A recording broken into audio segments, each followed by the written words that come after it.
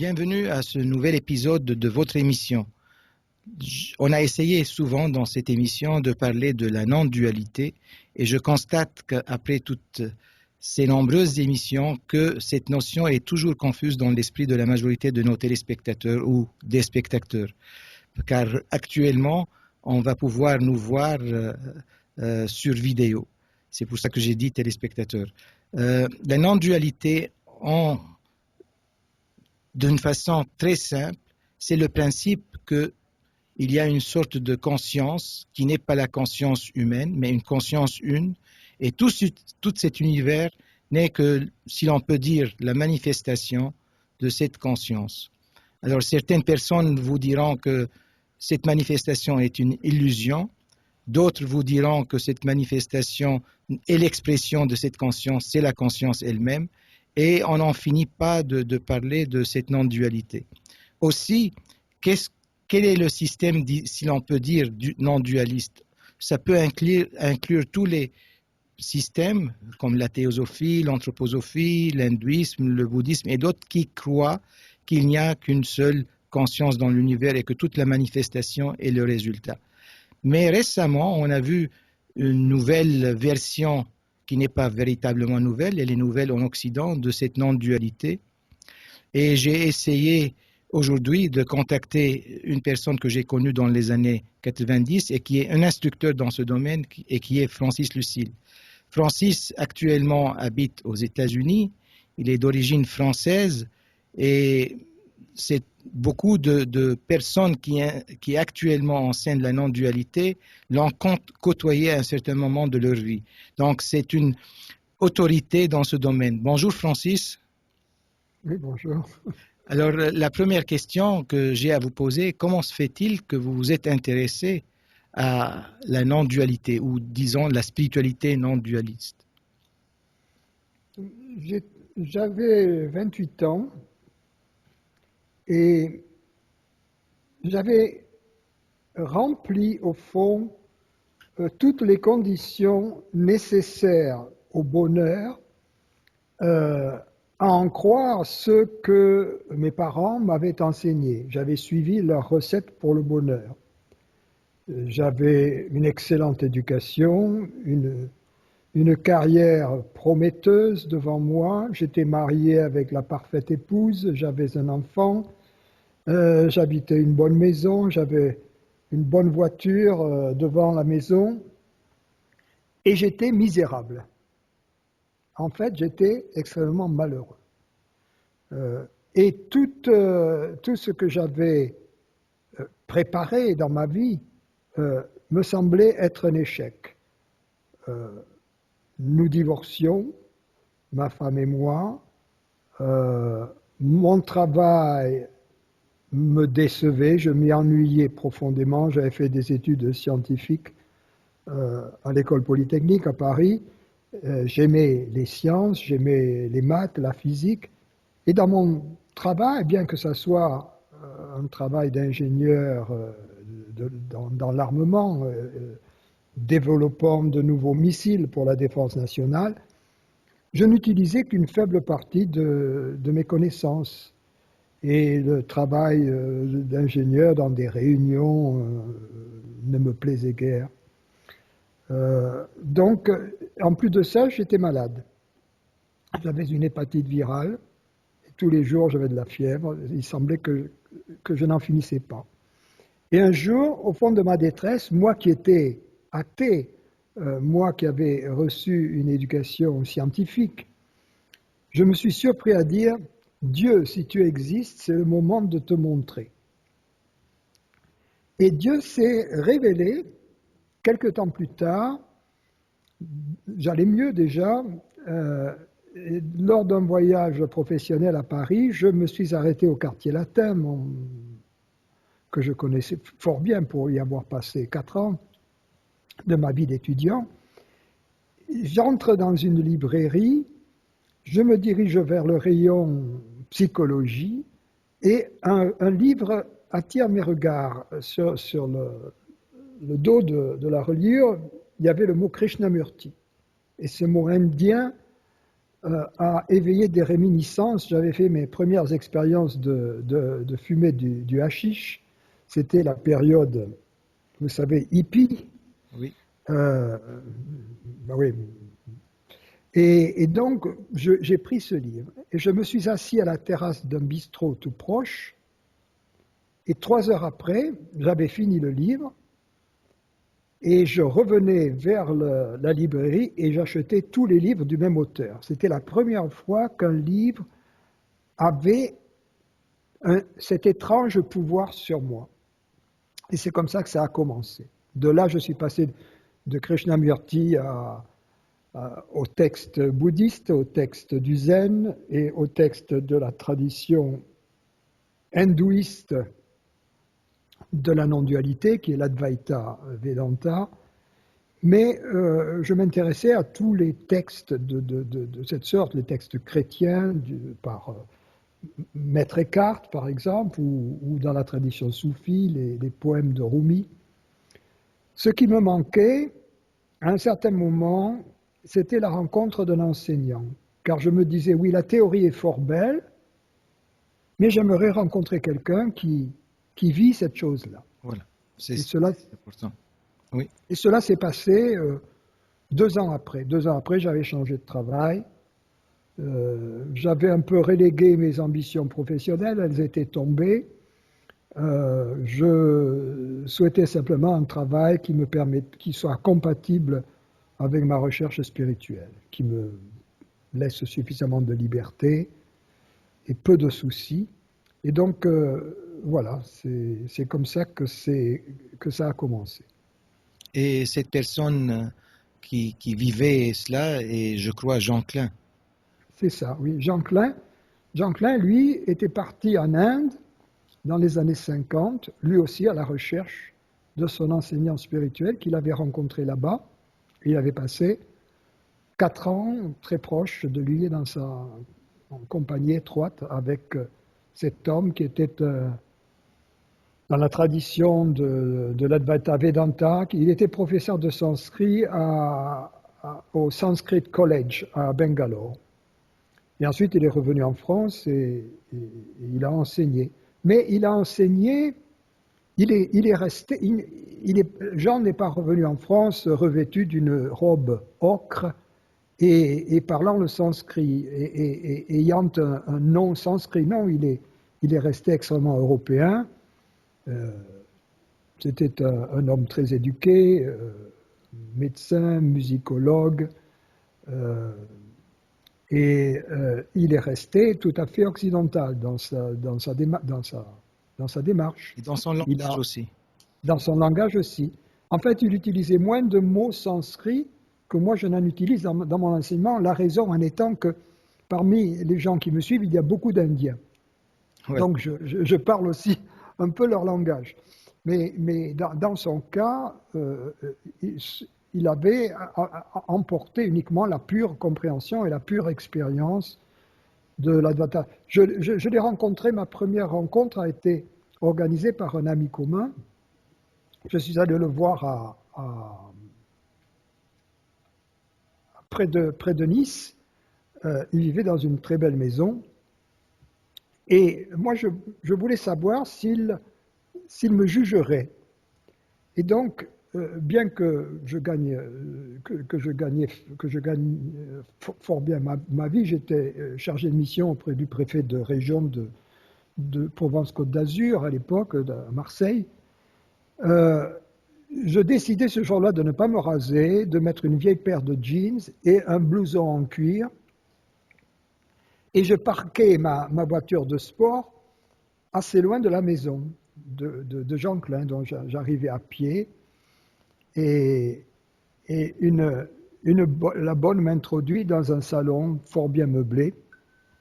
Et je m'attendais à ce qu'il entre. Il y avait en face de moi une porte. Et je m'attendais à ce qu'il apparaisse par cette porte-là. Mais on dit que le soi nous surprend toujours.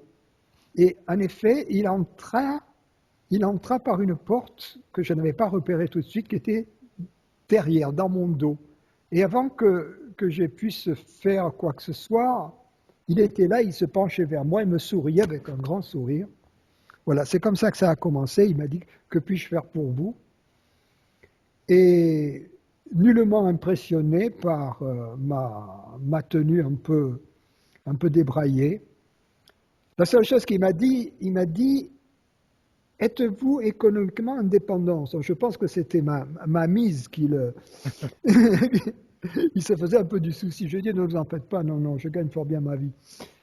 Mais donc, il ne me jugeait pas du tout. Et après mon entretien avec lui, j'avais 3 heures de route pour rentrer jusqu'à Marseille et je réfléchissais à notre conversation, à notre rencontre, plus qu'à notre conversation. Et ce que je me suis dit à ce moment-là, c'est, je ne sais pas si cet homme est réalisé, mais ce que je sais, c'est que j'aimerais qu'il devienne mon ami. Parce qu'il est, voilà, il y avait un côté qui attirait la sympathie, un charme indéfinissable, si vous voulez. Et je pense qu'en fait, c'était là, ce charme indéfinissable, c'était le parfum du soi qui l'entourait au fond. Qui l'entourait et qui résonne en nous. Et qui résonne en nous, exactement. Voilà. Et à partir de là, donc le cheminement a continué. Et actuellement, vous êtes aux États-Unis. Est-ce qu'on peut savoir qu'est-ce qui vous a emmené à résider presque en permanence aux États-Unis? Eh bien, c'est encore une histoire. À l'époque, les élèves c'était dans les années dans les années 80, vers la fin des années 70, Jean Klein a commencé à venir aux États-Unis à donner des entretiens là. Et quand il revenait, il nous parlait des États-Unis. Il aimait beaucoup les États-Unis. Et entendant cela, bien des disciples proches avaient envie d'aller aux États-Unis. Moi, pas du tout. J'étais à Bordeaux, j'avais fait ma petite niche bien tranquille. J'avais mes amis, j'avais ma famille pas loin. Tout ça était très bien, j'avais aucune envie de partir. Alors ce qui se passait, c'est que les disciples proches de Jean Klein lui demandaient un entretien et lui posaient la question, dois-je partir aux États-Unis? Ce à quoi il répondait, oui, d'un côté, les États-Unis, c'est très bien, mais d'un autre côté, la France, c'est pas trop mal. Donc il donnait une réponse, peut-être bien que oui, peut-être bien que non. Et les disciples sortaient de l'entretien en disant « Jean m'a demandé d'aller aux États-Unis ». En d'autres termes, ils choisissaient ce qui leur convenait. Oui.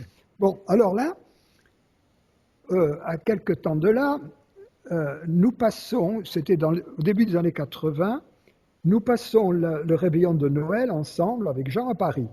Et je dors chez lui. Et le lendemain, les amis sont partis, nous nous retrouvons face à face tous les deux au petit déjeuner. Et je ne sais pas ce qui m'a pris. Je me suis dit, bon, toi, tu n'as pas encore posé la question. Hein, tu n'as pas encore posé la question à Jean, dois-je aller aux États-Unis? Mais de toute façon, ce n'est pas grave, parce que si tu la poses, il va te faire la réponse habituelle, peut-être ben oui, peut-être ben non. Et toi, tu diras, bon, non, je suis très bien à Bordeaux, j'y reste. Et alors, j'y vais et je dis, Jean, est-ce que vous pensez que je dois aller aux États-Unis? Il me dit, absolument.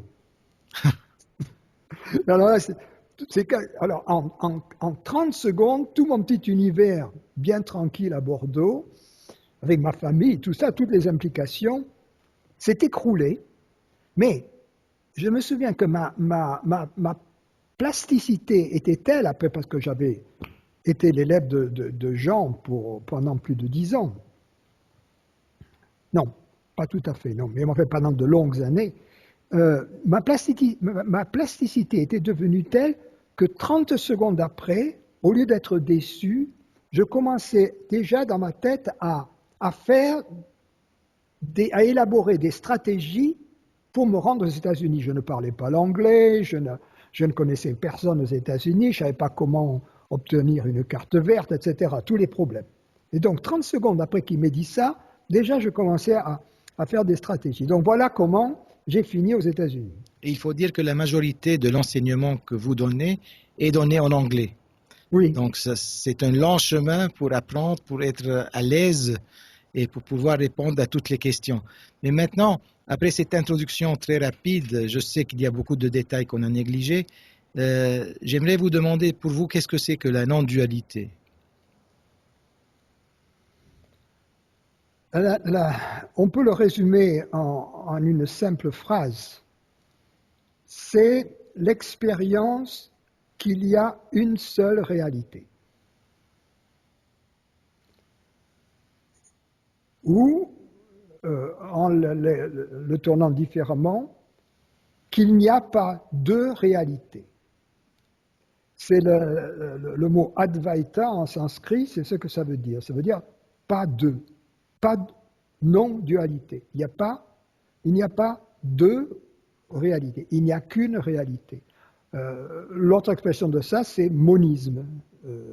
Monisme, ça veut dire il y a une seule réalité. Voilà. Alors, bien sûr, ça c'est un peu succinct comme définition. Tout à fait, car certaines personnes, en entendant cela, me disent les matérialistes donc sont non-dualistes, parce qu'ils croient qu'il n'y a qu'une réalité. Oui, mais les matérialistes ne sont pas... Le problème, c'est qu'ils ne sont pas non-dualistes jusqu'au bout. Parce que si il n'y a qu'une seule réalité, ça veut dire que tout est cette réalité. Et en particulier, ça veut dire que la conscience est cette réalité. Donc, dans ce cas-là, matière et conscience sont interchangeables, en ce sens que la matière est une modalité de la conscience et la conscience est une modalité de la matière. Voyez-vous ? Donc, si les matérialistes étaient matérialistes jusqu'au bout et s'ils disaient il n'y a qu'une seule chose qui est la matière, peu importe à ce moment-là le nom que l'on donne à cette seule chose, à cette seule réalité, qu'on l'appelle matière, qu'on l'appelle conscience, qu'on l'appelle Dieu, qu'on l'appelle présence, peu importe. Oui, mais pour eux, ce que je veux dire, pour les matérialistes, bon, c'est la matière, mais pour eux, la matière n'est pas consciente, elle n'est pas intelligente. L'intelligence est venue par la suite. C'est pour ça qu'ils ne peuvent pas probablement dire ce que vous dites actuellement. Non, mais s'ils disent tout est matière, s'ils sont absolument matérialistes, ils doivent dire l'intelligence est aussi matière. Si tout est matière, l'intelligence est matière. La conscience est matière. Ils seront d'accord avec ça. Sauf que pour eux, l'intelligence, la conscience est une sorte d'épiphénomène, un résultat qui va partir avec notre mort, etc. Ah oui, mais ça c'est une hypothèse. Bien sûr. Ça, c'est autre chose. Là, ils ne sont plus matérialistes. Là ils vont au-delà. Ils ont une espèce d'acte de foi ou de croyance qui est d'abord n'est pas validée expérimentalement, elle n'est pas supportée par l'expérience, donc c'est simplement une croyance. Donc à ce moment-là, ils deviennent membres de la religion scientiste, ce qui n'est pas la même chose qu'être un scientifique. Un scientifique ne sait pas, est dans une position de non-savoir. Je suis tout à fait d'accord avec cela, mais il faut peut-être un peu expliquer à nos auditeurs et spectateurs, c'est que pour les matérialistes, la conscience est née du cerveau et ça reste à prouver. C'est ça ce que vous voulez dire en gros. Il y a une relation entre cerveau et conscience, mais la conscience n'est pas seulement produite du cerveau. Et ça, ils ne l'ont pas prouvé. Est-ce que... Oui, mais il y a beaucoup plus à dire sur ce chapitre. En particulier, les matérialistes, en général, ce qui est paradoxal, si vous voulez, c'est que les spécialistes de la matière, qui sont les physiciens, seraient d'accord avec moi pour dire, puisque je suis un peu physicien, qu'on ne sait pas vraiment ce qu'est la matière. Tout à fait. Donc les matérialistes ne savent pas de quoi ils parlent. Puisque les experts en la matière, vous savez, qu'est-ce que la matière ? Au fond, c'est un champ d'opérateurs quantiques. C'est vraiment très difficile à expliquer. J'avais posé la question un jour au professeur Geoffroy Chu, qui est un physicien quantique, qui était le doyen des sciences à l'université de Berkeley en Californie. Je lui avais demandé qu'est-ce que la réalité pour vous. Il avait longuement réfléchi. Il m'avait répondu c'est un opérateur dans un espace de Hilbert. Alors bien sûr, ça ne vous dit rien. C'est juste un concept mathématique. Donc même les physiciens les plus renommés, lorsqu'ils arrivent à essayer de définir la réalité ou la matière, tout ce qu'ils trouvent, ce sont des notions purement mathématiques et donc qui n'ont rien à voir avec la notion granitique qu'ont les matérialistes, cette notion d'une matière qui est complètement dépourvue de sapiens, qui est complètement inerte, dépourvue de vie. Et pour aller à l'autre bord, donc, on a parlé, donc, on a dit la non-dualité, c'est le fait qu'il y a une seule réalité, non deux. Mais actuellement, si on regarde les religions du monde ou les systèmes qui existent, ésotériques, etc., la majorité disent cela. Par exemple, j'ai donné au tout début l'exemple de la théosophie, de l'anthroposophie et beaucoup d'autres, mais ils donnent une description des étages de l'univers depuis cette conscience, cet absolu inconnu, innommable qu'on ne peut pas nommer, jusqu'à la matière. Et même parfois, ils donnent des détails sur les constitutions de la matière la plus matérielle de notre univers. Je ne sais pas comment on peut placer ces systèmes dans le cadre de la non-dualité actuelle. Est-ce que vous la considérez comme des systèmes non-dualistes ou bien c'est des... Mais vous savez, il faudrait faire une différence entre non-dualité et non-dualisme. Je me méfie de tous les mots en isme, car tous les mots en isme se réfèrent à des théories, à des modèles, alors que non-dualité, c'est une expérience. Le but de l'enseignement de la non-dualité n'est pas de nous rendre plus savants. Le but de l'enseignement de la non-dualité, c'est de nous rendre heureux, ce qui n'est pas du tout la même chose. Le but de la vie, c'est le bonheur. Nous nous sommes éloignés du bonheur lorsque nous avons oublié la véritable nature de notre conscience, c'est-à-dire de ceux qui entendent ces mots en ce moment même, cette conscience toute simple, toute naturelle qui entend ces mots. Nous la croyons limitée, nous la croyons prisonnière du corps, dépendante du corps, nous la croyons mortelle. Nous croyons qu'elle a commencé un jour, qu'elle va finir un jour. Et c'est là, si vous voulez, l'origine de ce sens de manque, de ce sens d'une tragédie, de ce qui fait de notre vie une tragédie, cette mort prochaine, cette mort certaine, et qui est l'obstacle au bonheur. Car si cette mort certaine de la conscience est l'origine du désespoir. Donc la non-dualité, l'enseignement de la non-dualité ne vise pas à nous rendre plus savants et à comparer le non-dualisme de Pierre avec le non-dualisme de Paul, mais simplement à nous rétablir dans notre nature véritable, dans la joie sans cause qui émane d'elle. Donc c'est en fait la constatation profonde de ce que nous sommes, au-delà du masque. Exactement. Exactement. Et donc, peu importe, il y a eu dans toutes les grandes religions, ou la plupart des grandes religions, et même dans bien des petites, il y a eu des voyants, il y a eu des sages qui ont atteint cette compréhension, qui ont eu cette compréhension, et on appelle ça dans la philosophie, comment dit-on, pérenniale philosophie. Oui.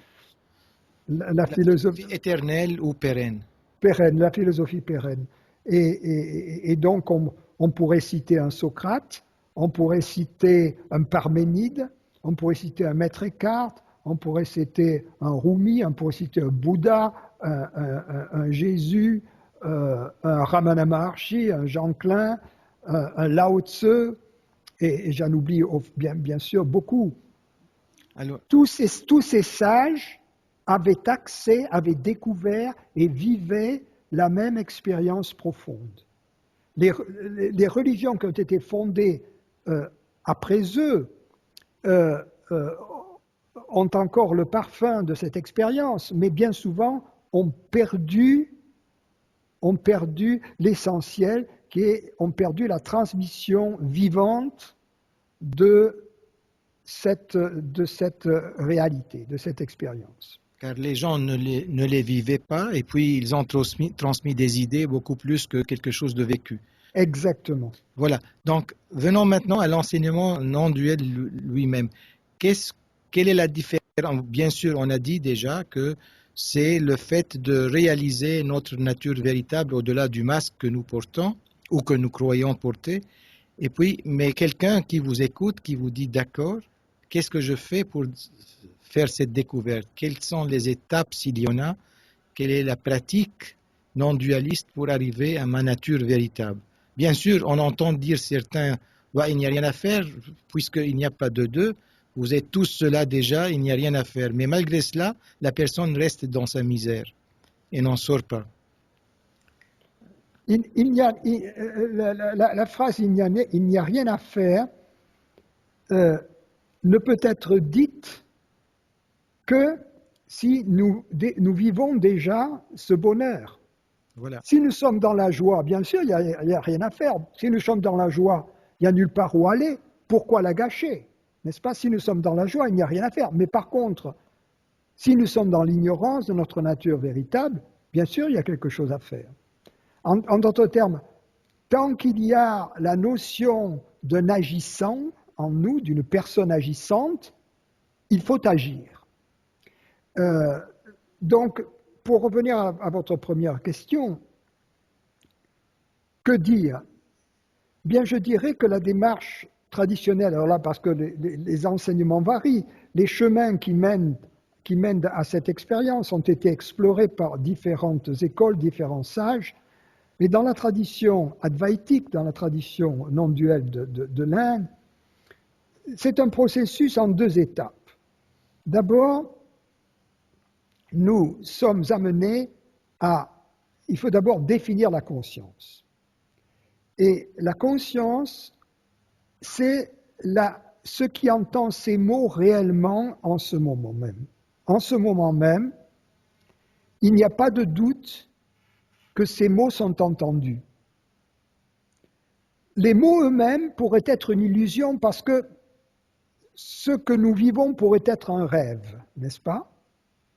Mais par contre, le fait qu'il y a perception, même si ce que nous percevons est une illusion, est un rêve, le fait qu'il y a perception du rêve, lui, est réel.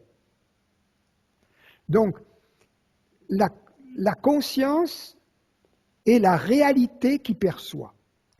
Donc, nous avons d'une part vu qu'il y a un élément de réalité dans le phénomène de perception, et donc je définis la conscience comme la réalité qui perçoit ces mots en ce moment même. Vous voyez, c'est une définition qui n'est pas théorique. Elle est opérative en quelque sorte. Elle est vécue. Vous pouvez dire non, il n'y a pas de perception, ou non, la perception n'est pas réelle. C'est votre problème. Mais si vous reconnaissez oui, il y a une réalité qui perçoit en soi.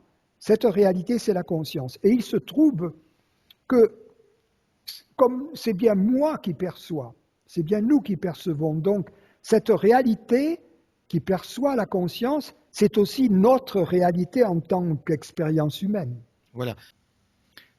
Nous sommes toujours en compagnie de Francis Lucile, qui est actuellement un enseignant dans la voie non duelle, et qui nous disait, et je lui ai demandé dans la partie précédente, quelqu'un qui veut rentrer dans sa nature véritable, qu'est-ce que cette personne a à faire. Avant tout, il nous a dit qu'il faut définir qu'est-ce que c'est la conscience. Et pour lui, la conscience, c'est ce qu'il perçoit actuellement, ce qui entend les mots que je suis en train de dire et qui les perçoit. Donc pour lui, c'est pas théorique, c'est quelque chose de tout à fait pratique et opérationnel. Donc Francis, on est arrivé un peu là. Oui. Alors, voilà cette constatation que chacun peut faire. Donc que la conscience est réelle et donc que la conscience est la réalité de notre expérience humaine, c'est-à-dire la conscience est la réalité de ce que nous sommes. Ça c'est très important. Ça veut dire que, par exemple, avant d'être un corps humain, avant d'être un mental humain, nous sommes d'abord conscience.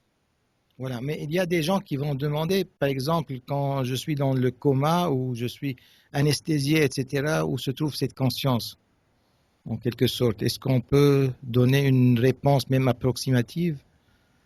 Oui, cette conscience reste où elle est.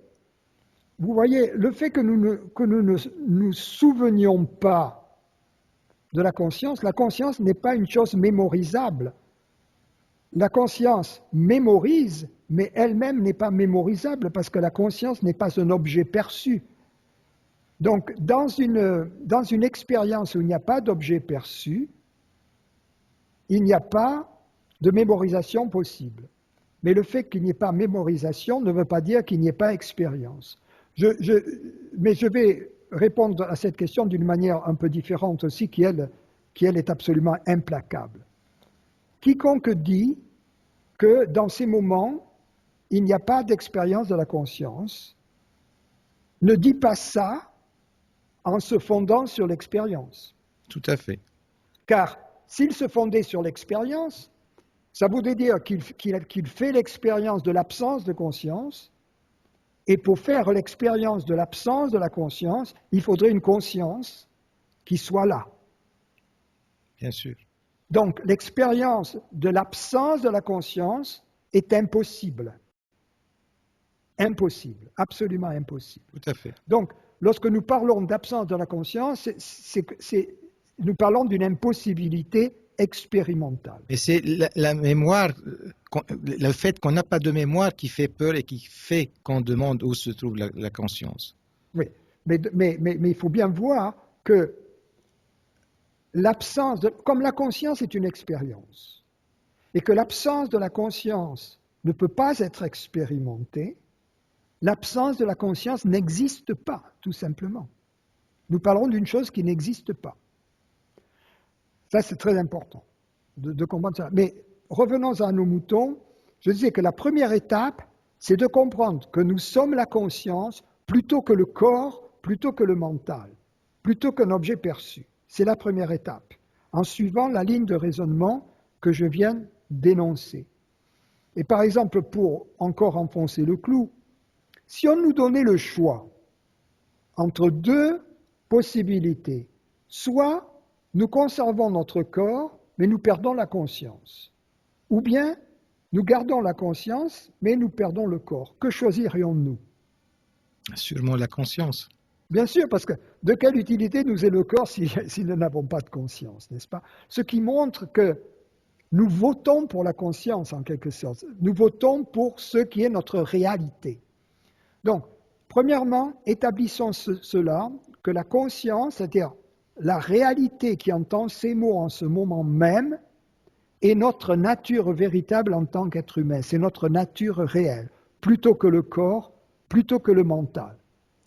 La deuxième étape, c'est la suivante. Nous croyons, du fait de notre culture, du fait de notre conditionnement, que cette conscience est limitée, qu'elle est séparée, qu'elle est dépendante du corps, ou dépendante du mental, ou dépendante de l'âme, dépendante du psychisme, ça dépend de nos convictions, de nos croyances. Nous croyons qu'elle est limitée, séparée, dépendante. Et nous croyons que nous détenons tout un ensemble de preuves qui supportent cette croyance. Et donc la deuxième partie du processus, c'est de réévaluer les preuves que nous croyons avoir.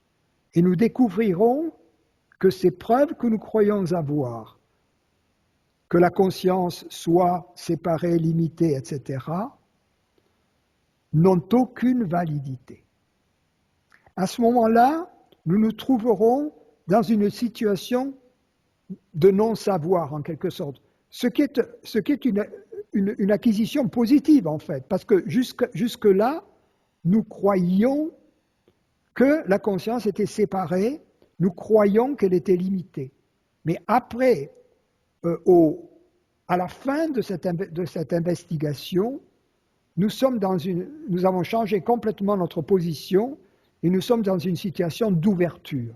Nous disons, a priori, je ne sais pas si elle est séparée, si elle est limitée ou si elle est au contraire universelle. En d'autres termes, si ce qui entend ces mots en ce moment, au lieu d'être l'entité limitée que je crois être, ce qui entend ces mots, c'est l'univers lui-même, ou Dieu, ou la conscience, ou l'absolu, ou la présence. Mais en tout cas, quelque chose qui est éternel, qui est bien au-delà de mon humanité et qui est en plus la réalité unique, car nous n'oublions pas que du fait qu'il y a une seule réalité, la réalité qui entend ces mots en ce moment même et la réalité de cet univers que je perçois sont la même réalité. Donc ça c'est la deuxième étape d'arriver à ce niveau d'ouverture. Une fois que nous sommes à ce niveau d'ouverture, dans ce non-savoir, la voie consiste à essayer de mettre en pratique dans sa vie ce que nous avons compris. Il n'est pas suffisant de comprendre, encore faut-il agir en conséquence.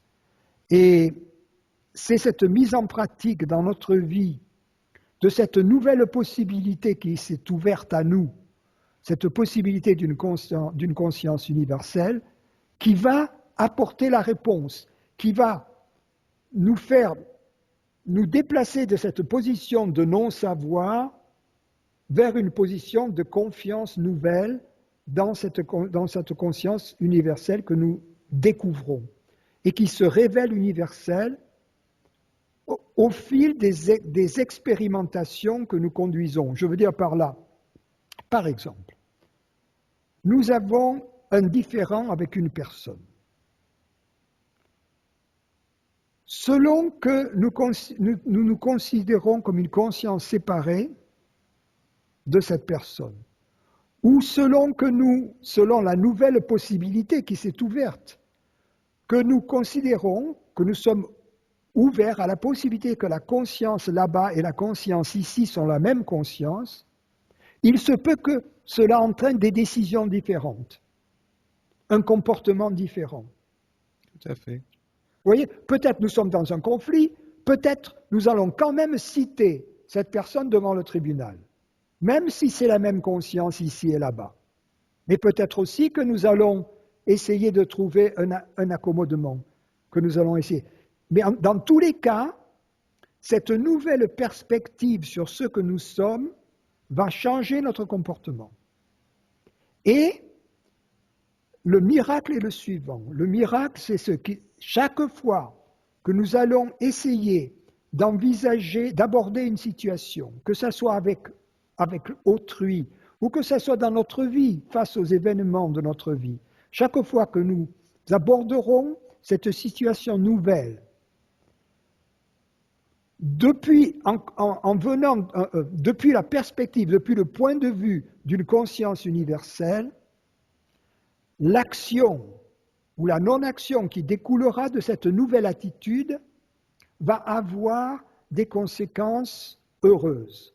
Non seulement intérieurement, cela va engendrer une paix et un bonheur et un amour, mais aussi extérieurement, l'univers va se comporter d'une façon un peu miraculeuse, sérendipiteuse, si on peut dire pour les franglais, d'une manière harmonieuse. Donc nous allons faire l'expérience d'un accroissement de l'harmonie à la fois intérieure et extérieure. Et c'est là, en quelque sorte, la confirmation de l'universalité de la conscience. Il y a une double confirmation, une confirmation intérieure sous la forme de la joie sans cause et une confirmation extérieure sous la forme d'une réponse amicale et souvent miraculeuse de l'univers. Je pense que le miracle, surtout, c'est notre perception des choses qui est différente, même si les choses à l'extérieur ne changent pas. Mais déjà le fait que notre perception change, c'est un changement dans l'univers, c'est un changement mais il y a aussi des événements, des changements, il y a aussi le miracle. Tout à fait, tout à fait. Mais je vais un peu redire ce que vous avez dit d'une façon peut-être, je ne sais pas, vous me corrigez si je me trompe. Donc on a parlé, la première étape, c'est saisir que la conscience est un principe et que cette conscience est toujours là. C'est notre conscience qui n'est pas une chose qu'on peut qualifier, qui est absente ou non absente. Donc la première chose, c'est constater que nous sommes des êtres conscients. Ça, c'est une façon de le dire. La deuxième étape, je pense qu'il faut commencer à s'observer pour voir ce qui est faux dans notre perception, dans nos a priori, dans ce que nous croyons, dans nos jugements, dans nos émotions. Je crois que c'est ce que vous avez dit, mais d'une autre façon, je le dis. Je ne sais pas si je me trompe. Donc la personne commence à voir, à observer en elle et à l'extérieur comment elle agit, comment elle réagit, comment ses pensées, en fait, en quelque partie, créent sa perception. Et petit à petit, il y a une sorte de détachement de cette identification à ce processus intérieur de mental, émotionnel, etc. Et par la suite, quand il y a eu ce détachement, il y a cette ouverture que vous avez parlé, l'ouverture à quelque chose d'autre, une confiance intérieure sans que ce soit une croyance, mais une confiance intérieure où des choses se passent tout à fait différemment, sans conflit. Je ne sais pas, je l'ai dit d'une façon tout à fait trop simplifiée, peut-être un peu caricaturale, mais je crois que c'est ce que vous avez dit. Oui, mais la chose que j'exprime un peu différemment, c'est quand vous avez dit prendre conscience que nous sommes des êtres conscients. Je pense que tout le monde oui, bien sûr, est d'accord sur le fait que nous sommes des êtres conscients. Mais être ouvert à la possibilité que notre être véritable est conscience, d'une part, et d'autre part, que cet être est unique, que c'est l'être de tous les êtres, si vous voulez. La conscience est l'être de tous les êtres. Il n'y a pas une conscience pour chaque être. Il y a une conscience unique qui est aussi l'être unique de tous les êtres, dans lequel nous... Tout à fait, mais ça ne peut pas être pris comme un point de départ pratique, ça peut être pris comme un point de départ théorique, parce qu'on n'a pas l'expérience encore. Oui, mais on peut le prendre comme un point de départ théorique. En fin de compte, un physicien, il part d'une théorie, et ensuite il met en œuvre des processus expérimentaux pour la vérifier ou l'invalider. Et là, c'est la même chose. Il faut d'abord accepter la théorie comme une possibilité, et ensuite, dans sa vie, essayer de construire des moments d'expérience, des moments où des situations où nous avons le choix entre deux, nous arrivons à une fourche en quelque sorte. Soit nous agissons comme nous le faisions dans le passé, comme si la conscience était séparée, ou bien nous agissons selon la nouvelle possibilité que la conscience soit universelle. Et nous voyons le résultat. Voilà. Comme dans le passé, nous avons systématiquement agi toujours dans le sens d'une conscience séparée et limitée, il faudrait pendant au moins 2 ou 3 mois essayer, autant que faire se peut, d'agir, non seulement d'agir d'ailleurs, mais aussi de penser, de sentir, de ressentir, de percevoir, selon cette nouvelle perspective, en termes de d'harmonie universelle. Par exemple, s'il est vrai que la conscience est universelle, en supposant que cela soit vrai, un corollaire, une conséquence immédiate de cette possibilité, c'est que notre corps véritable est l'univers. Si la conscience est universelle, notre corps, c'est l'univers. La question qui se pose dès lors, c'est est-ce que notre perception du monde qui nous entoure est alignée avec cette possibilité que notre corps, c'est l'univers, ou est-ce que nous sentons une séparation? Et dans la plupart des cas, nous dirons non, non, je me sens séparé. Et donc, une démarche qui est très importante, c'est essayer de changer cela, essayer de sentir, de percevoir l'univers, de sentir son corps en termes de non-séparation. Je ne dis pas intellectuellement, je dis au niveau du ressenti, au niveau de la sensation corporelle, au niveau de la perception sensorielle. Essayer de voir les choses sans la séparation, sans la distance, d'entendre les sons sans la séparation, sans la distance, comme si nous étions infiniment étendus dans l'espace, comme si notre corps véritable était l'espace. Ce que je dis là semble être enfantin, ridicule, mais ça ne l'est point si l'on se rend compte que ça se fonde sur une analyse extrêmement serrée et extrêmement rationnelle et extrêmement logique du phénomène de conscience, qui n'est pas un phénomène, mais de l'expérience de la conscience. Et pendant que vous parliez de cela, j'ai essayé, bon, j'ai pas essayé, c'est venu tout seul dans ma tête, si moi je me comportais comme ça avec ma famille la plus proche. Et j'ai senti tout de suite qu'il y aurait un grand changement, effectivement. Et je crois que c'est à la portée, c'est pas simple, mais c'est à la portée de chacun de se voir dans son état conflictuel et au lieu d'agir à partir de cet état-là, de sentir en quelque sorte une sorte d'unité, que les autres sont moi en fait, en définitive, et qu'il n'y a pas à agir en conflit. Mais maintenant, Francis, venons à une autre partie. Actuellement, il y a énormément, comme vous le savez probablement mieux que moi, parce que vous êtes branchés, vous avez des dizaines et des dizaines de vidéos sur Internet, il y a énormément de nouveaux instructeurs qui pullulent sur Internet et partout sur le marché spirituel et qui parfois disent de très bonnes choses, parfois non, mais on se demande parfois est-ce que c'est le fait qu'il y a énormément de chômage que ces nouveaux instructeurs sortent ici et là, ou bien est-ce que aussi c'est parce qu'il y a une base expérimentale à ces gens-là qui commencent à parler, ou c'est de la théorie? Qu'est-ce que vous en pensez? Ben, moi, d'abord, je ne les connais pas. Je suis très mal placé pour connaître ces enseignants, puisque les gens qui viennent me voir les connaissent, certains, parce qu'ils font la tournée des popotes. Mais moi, je ne vais pas les voir, donc je suis mal placé et donc je n'ai pas à juger. Je dirais simplement cela. Dans mon cas, mon expérience, c'est que ça a pris quand même pas mal de temps dans mon cas, pas mal d'années, avant d'être vraiment établi dans une joie tranquille. J'ai suivi les enseignements de mon maître pendant de longues années.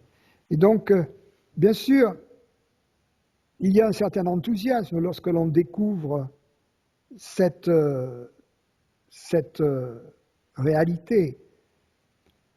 Et sûrement, des gens qui ont découvert cette réalité, même s'ils ne sont pas établis dans la joie tranquille, déjà peuvent partager leur expérience, mais ils ne peuvent partager que ce qu'ils ont compris, ils ne peuvent partager, et ça c'est général, l'on ne peut partager que ce que l'on a compris, l'on ne peut partager que ce dont on fait vraiment l'expérience. L'expérience des autres sages, n'a aucune valeur dans ce partage. On ne peut partager que ce que l'on vit. Donc, il ne faut pas oublier que le but de l'enseignement, comme je le disais tout à l'heure, c'est le bonheur.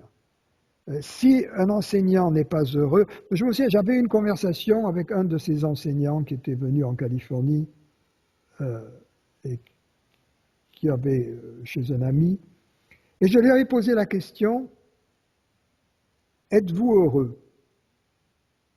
Et il avait hésité à répondre, il n'avait pas répondu oui.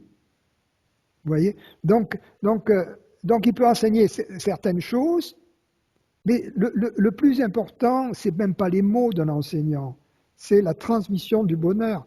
Si j'avais le choix entre un enseignant qui connaît tout du Vedanta et un enseignant qui connaît rien du Vedanta, qui n'a même jamais entendu parler, ou qui n'est même pas un enseignant, mais qui est parfaitement heureux, ben je prendrais celui-là comme mon maître. Et moi, je suis tout à fait d'accord. Tout à fait d'accord. De toute façon, la connaissance dont vous parliez est quasiment intellectuelle, tandis que ce qu'il vit est véritable, expérimental, là, sur le vif, dans le vif, voilà.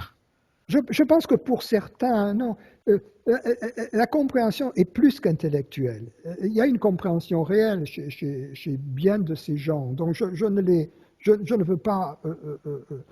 Mais cette compréhension qui n'est pas intellectuelle, c'est un peu comme un caillou qui tombe au milieu de l'étang. Et ça prend du temps pour que les vaguelettes atteignent les rives et que l'ensemble de l'étang entre en résonance avec la chute du caillou. Et là, c'est un peu la même chose. Peut-être dans certains cas, peut-être pas dans tous les cas, mais dans certains cas, il y a une expérience véritable, mais cette expérience n'a pas eu encore le temps de résonner dans toutes les composantes de l'entité psychosomatique. Et c'est la distinction entre ce qu'on peut appeler le néo-advaita et l'advaita traditionnel. C'est que dans l'advaita traditionnel, cette première expérience de compréhension n'était pas l'important. Le but, c'était d'être établi dans la joie. Et il y avait toute une partie de l'enseignement entre l'expérience première, qui était au fond l'initiation, et l'établissement dans la joie, qui était la sadhana, c'est-à-dire l'ascèse véritable sous la direction d'un gourou. Dans l'advaita nouvelle vague, il semble que le point final, ça soit justement simplement cette initiation, que tout culmine vers ce moment de compréhension, mais le reste est passé sous silence, et cela pour une raison simple, c'est que bien souvent, ces enseignants n'ont pas été les disciples d'un maître. Ils n'ont pas suivi l'enseignement de leur maître jusqu'au bout, donc ils ne savent même pas que cette étape finale, que ce processus final existe. Ils ne savent même pas ce que veut dire l'établissement dans la joie. Vous voyez? Oui, et on peut appeler ça autrement l'intégration. L'intégration ou la réalisation vraiment de l'expérience, c'est-à-dire la rendre vraiment réelle et non pas simplement une vision fugace, mais ensuite on est malheureux comme avant, ou presque comme avant, pas tout à fait, mais on a quand même des problèmes. Ça veut dire qu'on n'a pas fini avec nos contradictions, avec le fait qu'on voit l'extérieur encore comme séparé de nous. Voilà. On n'est pas établi dans cette résonance universelle. Alors, quand il y a cette résonance universelle qui n'est pas descriptible en général, on peut comprendre pourquoi la majorité des gens qui l'ont réalisé n'ont pas écrit. Est-ce que c'est juste ce que je dis ou non? Ils ont peut-être parlé, ils ont peut-être sont restés en silence, mais une petite minorité a écrit et la majorité n'ont rien écrit. Mais de toute façon aussi, une majorité n'enseigne pas. Vous voyez, c'est pas si l'on est heureux, ça ne veut pas dire que c'est notre boulot d'enseigner. Ça aussi, c'est une comment dirais-je, une misconception. c'est une erreur. Oui. C'est une erreur. Là, il y a bien des gens qui ont atteint cette tranquillité profonde et ensuite, ben, ils sont musiciens, ils sont artistes, ils sont jardiniers, ils sont pâtissiers, ils sont ce qu'ils sont. Et ils font ce qu'ils aiment. Par contre, et ils valent bien mieux que quelqu'un qui enseigne mais qui ne vit pas ce bonheur. Donc, dans ce sens, ils enseignent à leur manière, par leur façon d'être. Enseigner comme je le fais requiert autre chose. Il requiert surtout une vocation. Tout le monde n'aime pas enseigner. Il y a des gens, ils sont nés pour enseigner. Ils adorent ça. Et ensuite, cela requiert une certaine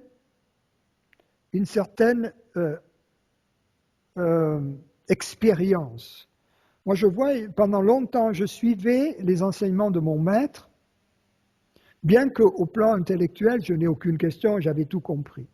Et je me demandais, pourquoi étais-je attiré à voir comment il répondait à celui-ci, à celle-là, comment il adaptait ses réponses en fonction de la personnalité, du niveau intellectuel, etc., de son interlocuteur.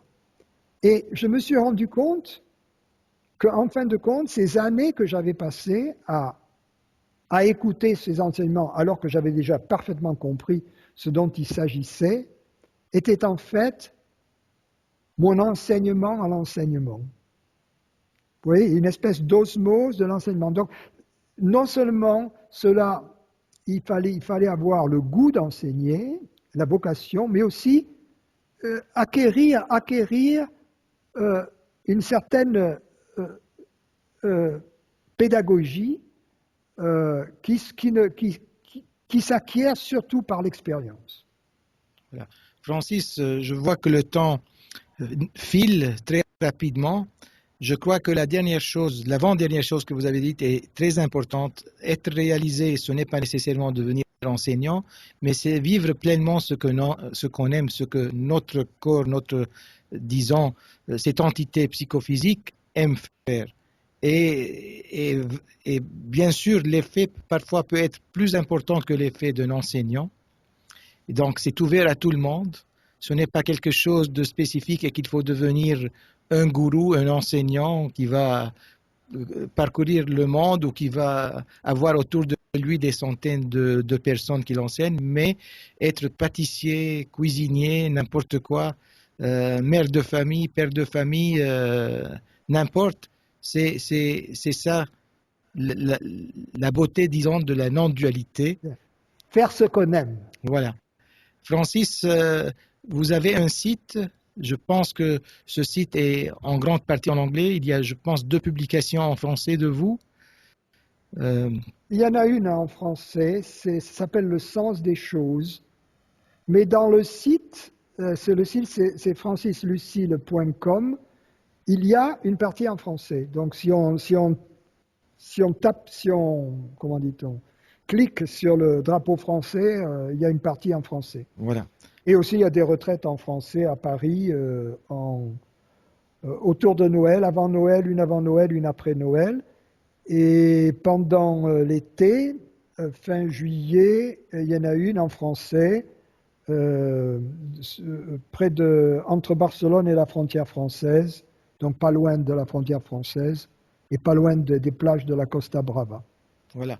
Francis, merci infiniment pour cette introduction. Il y a beaucoup de choses que nous n'avons pas dit. Peut-être ça sera dans un autre entretien. Merci et à bientôt. Avec plaisir. Merci aussi à notre technicien Alain Prénovo qui est toujours là, qui m'indique l'heure exacte, quand il faut s'arrêter et quand il ne faut pas. À la prochaine. Voilà. Alors, Francis, j'espère que je ne vous ai pas fatigué beaucoup. Non. Je fais ici, c'est du bénévolat. C'est pas quelque chose de payant. C'est pas mon travail. Bien sûr. Ça s'est passé comme ça et voilà. Tout va bien. La revue Troisième millénaire continue. Tout continue. Ça serait bien d'avoir quelque chose de vous dans la revue. Ça fait longtemps qu'il n'y a rien eu. Ah oui, mais il faut que Christophe vienne me voir. Je suis à Paris, c'est tout. Ça. Oui, je lui dirai. Bon, Francis, donc, Voilà, Samir, ça m'a fait plaisir de vous revoir. Et si vous voulez, on peut le refaire à l'occasion. d'accord. Merci beaucoup, Et, Francis. et merci à tout le monde à la station. Oui, à la prochaine. Au À la revoir. prochaine.